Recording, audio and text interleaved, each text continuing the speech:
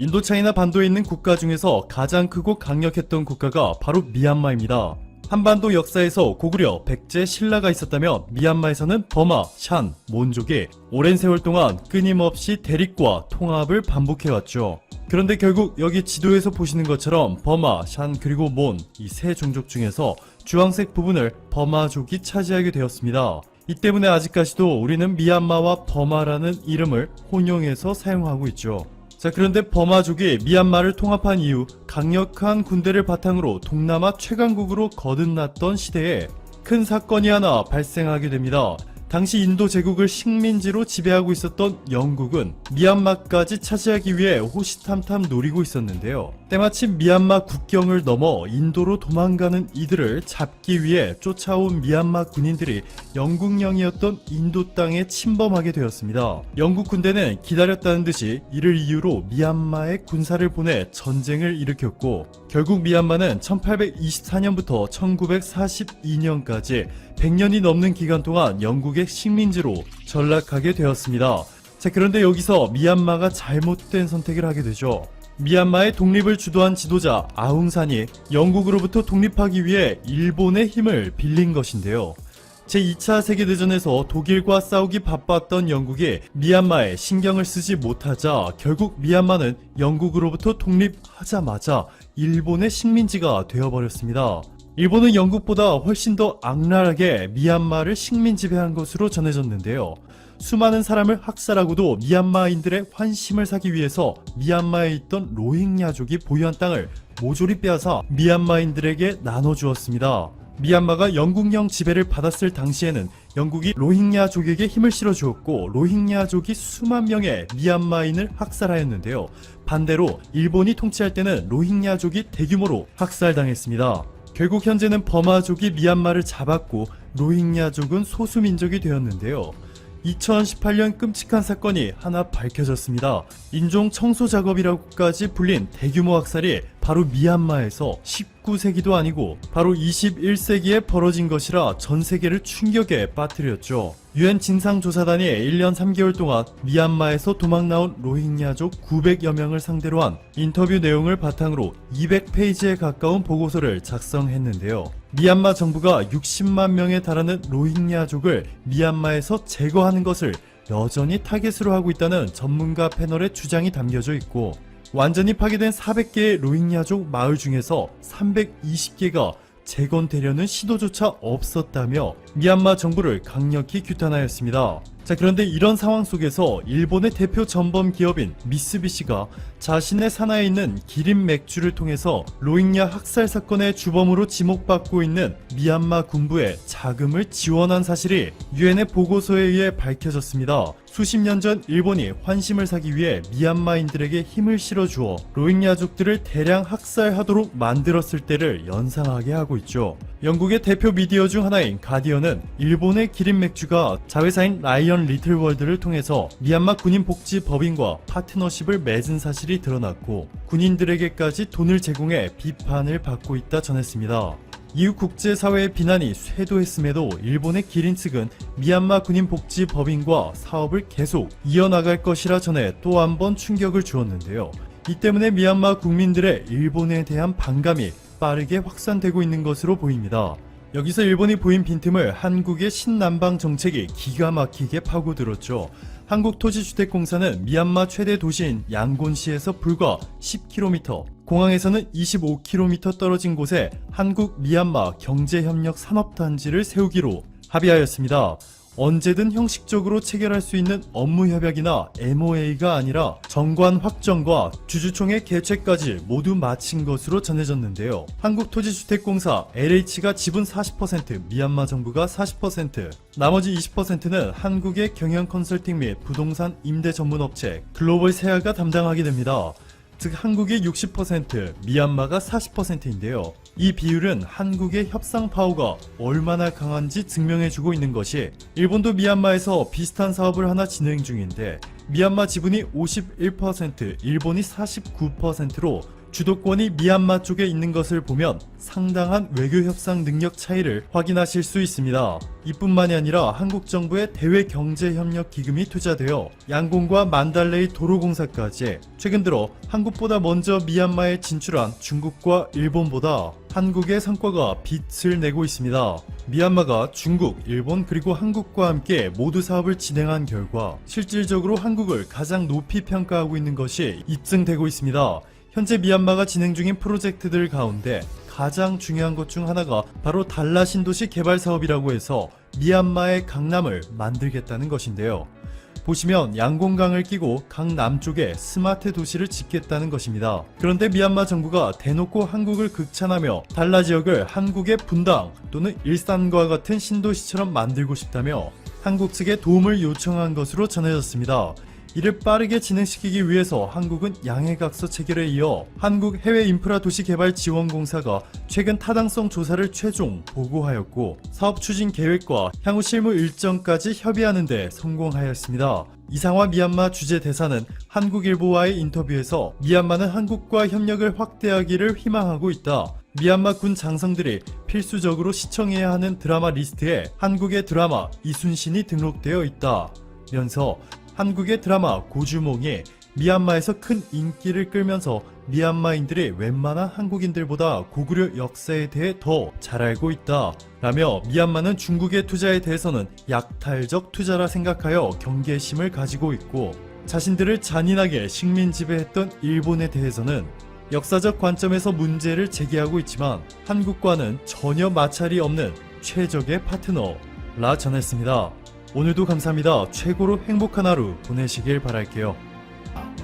사이먼 스미스 주한 영국 대사는 브렉시트에도 한국과 영국의 무역 관계는 변함없이 유지될 것이라고 강조했습니다. 영국은 한국과 브렉시트 이후의 대응 방향에 대해서 충분히 소통해왔으며 무역의 지속성과 안정성 확보를 위해 협의를 계속 이어나갈 것이라고도 밝혔습니다. 영국은 EU 회원국 중 독일에 이어 두 번째로 큰 한국의 교역 상대국으로 2018년 기준 양국 간 교육 규모는 131억 달러, 하나로 약 15조 4천억 원에 이르고 있습니다. 영국은 이미 브렉시트가 되기 전인 지난해 8월 한영 FTA를 체결하며 한국과의 경제협력을 변함없이 해나가겠다고 했습니다. 한국은 영국의 선박과 자동차를 가장 많이 수출하고 있는데 앞으로 수출량이 더 많아질 것으로 기대되고 있습니다. 지난 5일 영국 정부는 오는 2035년부터 내연기관 차량 판매를 전면 금지할 것이라고 보도했습니다. 당초 예고됐던 2040년보다 5년이나 앞당겨진 것입니다. 영국 존슨 총리는 피로시 슈벌리 및 경유차 판매 금지 시기를 더 앞당기겠다고도 했습니다. 하이브리드 차량도 퇴출 대상에 포함되는데 그렇게 되면 영국은 2035년부터 전기 및 수소차 판매만 허용하게 되는 것입니다. 존슨 총리는 지구를 보호하는 것보다 더 중요한 책임은 없으며 영국이 이것보다 더 자랑스러워할 사명도 없다며 정책 배경을 설명했습니다. 그런데 지금 존슨 총리가 말한 그 책임과 사명을 한국이 도맡아 할 가능성이 커지고 있습니다. 최근 현대자동차가 영국 스마트 전기자동차 제조회사 어라이벌을 인수한다고 보도되었습니다. 지난 14일 투자은행 업계에 따르면 현대차는 1,500억 원에 영국 어라이벌의 경영권을 인수하기로 결정했다고 알려졌습니다. 영국 파이낸셜 타임즈는 영국이 2016년 국민투표를 통해 브렉시트를 결정한 이후 영국 자동차 산업에 대한 투자 중 최대 규모라며 브렉시트 이후 투자가 급감한 영국 자동차 산업에 활기를 불어넣을 것이라고 전했습니다. 영국 모빌리티 스타트업 어라이벌은 현대 기아차의 투자로 인해 전세계 440번째로 유니콘 기업에 이름을 올렸습니다. 어라이벌은 2015년 러시아 사업가 데니스 스베르들로프가 영국에 설립한 전기상용차 전문 스타트업으로 전기차에 쓰이는 전기 배터리, 모터와 함께 자율주행 관련 기술을 보유하고 있습니다. 어라이벌의 최대 강점은 모듈러한 구조의 스케이트보드 플랫폼 기술인데 이것은 스케이트보드 모양 플랫폼에 전기차의 핵심 부품인 배터리와 구동 모터를 표준화된 모듈 형태로 넣고 그 위에 용도에 따라 다양한 차체를 레고 조립하듯이 올리는 방식입니다. 어라이벌은 영국 외에도 미국, 독일, 이스라엘, 러시아 등의 생산 공장과 연구개발 거점을 확보하고 있습니다. 어라이벌은 영국 링크트인이 지난해 선정한 영국 유망 스타트업 톱 25에 이름을 올리며 현지에서 주목하는 유망 스타트업으로 2017년 영국 전기 우편 배송차를 제작했고 2018년에는 글로벌 물류업체 UPS와 협력해 전기 택배차를 만들기도 했습니다. 또한 글로벌 물류회사 DHL 등과도 협력하고 있으며 영국 유통업체 존 루이스 등과도 파트너십을 맺고 있습니다. 현대차는 지금 어라이벌과 함께 야심찬 계획을 실현시킬 목표를 세우고 있습니다. 현대차는 어라이벌과 전기차 전용 스케이트보드 플랫폼 기반 중소형 크기의 유럽 전략형 밴과 버스 등 상용 전기차 공동 개발에 나설 예정입니다. 어라이벌에 특화된 모듈형 전기차 플랫폼 기술과 현대 기아차의 대규모 양산차 개발 역량이 결합된다면 시너지 효과는 극대화될 것으로 보이고 있습니다. 이제 현대차는 영국 어라이벌을 통해 영국 시장을 발판으로 유럽 전기차 시장 점유율을 높여나갈 예정입니다. 한국의 현대 기아차의 전기차는 이미 유럽 전 지역뿐만 아니라 영국에서도 높게 평가받고 있습니다. 현대 기아차가 지난해 처음으로 순수 전기차 글로벌 판매 10만 대를 넘긴 것으로 나타났습니다. 코나 일렉트릭은 작년 1월 북미 국제 오토쇼에서 제규어 아이페이스 등을 제치고 2019년 올해의 차에 선정되었고, 니로 EV가 영국 자동차 전문지 와카의 2019년 올해의 차로 뽑혔습니다. 와카는 니로 EV를 올해 최고의 소형 전기차로 꼽으며 가격대가 높은 제규어 아이페이스와 같은 253마일의 주행거리를 갈 수 있다며 칭찬했습니다. 또한 전기차 시장이 빠르게 성장하면서 경쟁도 치열해지고 있지만 니로 EV는 여전히 그 가치를 유지하고 있다고 평가했습니다. 영국에서는 지금 니로 EV 외에도 모닝이 큰 인기를 끌고 있습니다. 모닝은 영국에서 2년 연속 최고의 가치의 차로 뽑혔고, 현대차 i10, 폭스바겐업, 도요타 아이고, 다치아 산데로 등 경쟁자를 제치고 수상했습니다. 와카는 모닝은 실내 공간과 성능, 편안함, 가성비 면에서 경쟁자들을 압도한다고 수상 이유를 말했습니다. 이미 현대 기아차는 영국뿐만 아니라 유럽 전역에서도 성능과 품질을 인정받고 있습니다. 현대 기아차는 유럽 시장에서 도요타와 혼다 등 일본 주력 2사의 판매량을 8년째 앞서고 있습니다. 현대 기아차는 2012년부터 유럽 판매량을 70만 대 이상으로 늘리면서 일본차 메이저 2사의 합산 판매량을 추월했습니다. 도요타 등 일본 업체는 유럽 시장 흐름과 잘 맞지 않았지만 현대 기아차는 현지화에 주력했고 성공했습니다. 그동안 유럽 시장은 경유차 중심이었는데 일본차는 휘발유와 하이브리드 모델이 많았습니다. 현대 기아차는 과거 경유차로 시장을 공략한 데 이어 최근엔 전기차와 하이브리드 차를 내세우고 있습니다. 또한 BMW, 아우디, 벤틀리 등을 디자인한 디자이너들을 영입해 유럽인들이 선호하는 디자인을 내세워 일본차를 뛰어넘었습니다. 한국은 영국이 2035년부터 다니게 하겠다는 수소차에서도 압도적인 경쟁력을 보이고 있습니다. 지난해 우리나라가 도요타를 제치고 세계 수소전기 자동차 1위를 하며 시장에서 급부상했습니다. 한국은 세계 최초로 수소차를 개발했지만 그동안 꾸준히 일본의 추격을 당해오며 판매 1위를 내준 바 있습니다. 그런데 작년 1월에서 10월 글로벌 시장에서 판매된 수소 자동차의 절반 이상이 한국산인 것으로 나타났습니다. 13일 산업통상자원부에 따르면 2019년 1월부터 10월까지 글로벌 수소차 판매량은 6,126대로 이 중에 60%를 현대차가 생산했습니다. 나머지는 도요타가 2,174대, 혼다가 286대로 집계되었습니다. 현대차는 수소차 넥소 말고도 수소 트럭에서도 놀라운 경쟁력을 보여주었습니다. 현대차 수소 트럭 넵튠은 유럽 최고의 상용차에 주어지는 2020년 올해의 트럭으로 혁신상을 받았고, 스위스에 오는 2025년까지 총 1,600대의 수출 계약을 맺었습니다.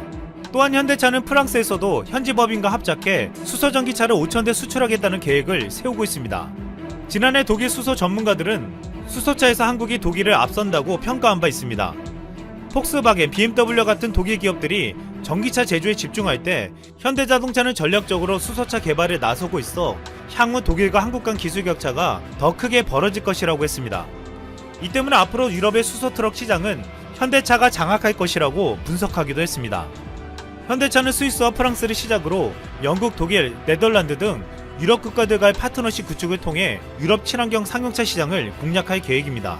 즉 영국 정부가 세운 앞으로 전기차와 수소차만 다니게 하겠다는 전략에 한국과의 협력이 절실해질 것이라는 것입니다. 과거 영국 내에서 브렉시트 이후 영국이 나아갈 길이 한국에 있다는 주장이 나온 바 있습니다. 영국 일간지 가디언의 칼럼니스트인 크리스천 스퍼리언은 영국이 브렉시트 이후에도 한국을 모델로 삼아야 한다고 말한 바 있습니다. 스퍼리언은 한국이 영국과 여러 측면에서 비슷하다는 점을 들었습니다. 거의 바다로 둘러싸인 한국은 약 10만 평방킬로미터 면적에 5천만 명이 살고 있어 영국과 별로 차이가 없는 데다 영국처럼 고도로 도시화되어 있고 창의적인 소프트 파워를 주축으로 삼아 번영하고 있다고 했습니다. 한국은 1997년 아시아 경제 위기를 맞았고 9.11 사건으로 수출이 급감한 데다 2008년 글로벌 금융위기까지 직면했지만 놀랄만큼 성공적으로 경제를 운영하고 있다고 평가했습니다. 그러면서 수출 주도형, 첨단 기술 기반 경제를 가지고 있기 때문이라며 이는 브렉시트 찬성 측과 영국 산업연맹이 항상 주장하는 것이라고 했습니다. 특히 스퍼리어는 브렉시트 찬성 측의 가장 중요한 논지는 한국이 주요 무역 블록 가입이나 천연자원 없이 일을 해냈다는 것이라고 지적하기도 했습니다. 한국은 교육과 기술에 대한 대규모 투자를 했고 다양한 양자 무역 협정을 맺음으로써 이러한 성장이 가능했다고 설명했습니다. 또한 한미 자유무역협정을 협상 개시로부터 14개월 만에 협정을 체결했고 이어 중국, 캐나다, 호주 등 주요 국가와의 FTA를 연이어 맺었다고 소개했습니다. 이 같은 점이 영국이 브렉시트 이후 수십 년간 복잡한 양자협정 체결 과정을 거칠 것이라며 우려하는 이들에게 용기를 북돋워 줄 것이라고 강조했습니다. 지난 영국 총선에서는 한국의 인터넷이 선거의 핵심 이슈가 된 바 있습니다. 제1야당인 노동당이 한국을 벤치마킹해 영국 전역에서 초고속 인터넷 서비스를 무료로 제공하겠다는 공약을 내걸었기 때문입니다. 이를 추진한 맥도넬 의원은 한국은 국가주도의 투자를 실시해 전체 인구의 97%가 광섬유 광대역망 서비스를 이용하고 있다고 말했습니다. 한국은 믿을 수 없을 정도의 초고속 인터넷망을 갖추고 있다고 했습니다. 집권보수당 보리스 존슨 총리는 한국처럼 당장은 실현할 수 없지만 오는 2025년까지 50억 파운드, 하나로 약 7조 5천억 원을 투자해 모든 가정에 광섬유 광대역망 서비스를 제공하겠다고 약속했습니다. 그러나 노동당은 이 같은 보수당의 계획은 충분하지 않으며 영국을 다른 경쟁국에 비해 뒤처지게 할 것이라고 우려한 것입니다. BBC에 따르면 현재 영국 전역에서 초고속 인터넷망을 사용하는 국민들은 전체의 8에서 10%에 불과하다고 했습니다. 당시 존슨 총리는 노동당의 인터넷 서비스 국유화 공약에 대해 미친 것 같다고 직설적으로 비판했습니다. 그는 코빈 대표의 공약은 미친 공산주의자 계획이라고 비난의 강도를 높이기도 했습니다. 그러나 공영 BBC를 비롯한 영국 현지 언론에선 노동당이 내놓은 인터넷 서비스 국유화 공약에 관심을 보이며 영국 광대역망은 한국처럼 될 수 있을까라는 제목으로 집중 분석했습니다. 한국은 세계에서 인터넷 속도가 1위이며 보급률도 세계 1위입니다. 최근 5G의 보급으로 모바일 인터넷 속도도 세계 1위가 되었습니다. 이 때문에 지금 초고속 인터넷을 사용하는 인구가 10%가 채 되지 않는 영국은 IT 강국 한국을 배워야 한다며 부러워하고 있습니다. 영국은 지금 브렉시트로 인해 내심 경제에 대해서 우려하고 있고 더 나아가 환경 문제까지 고심하고 있습니다. 영국 내에서는 한국을 모델로 삼아야 한다는 말이 나오면서 경제와 환경에서까지 한국과 협력이 필요하다고 전망하고 있습니다. 홀로서기에 나선 영국의 시선은 지금 한국을 향해 있습니다.